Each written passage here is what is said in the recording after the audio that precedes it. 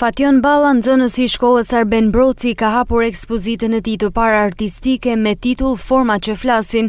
Ekspozita pasqyroi historinë, sakrificat, kulturën dhe identitetin shqiptar, duke ofruar një ftesë për të reflektuar mbi të kaluarën dhe ruajtjen e identitetit ton.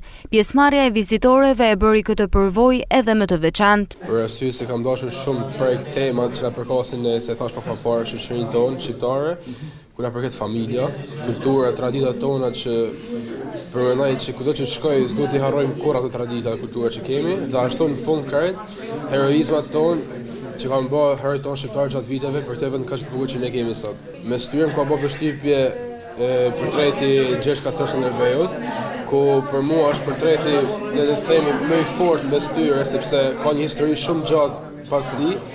Dhe e dyta në Tereza për heroizmin e saj le të themi ndaj të varfërve që e kanë marrë vit pas viti. Drita Gera, koordinatore e qeverisë së nxënësve, shprehu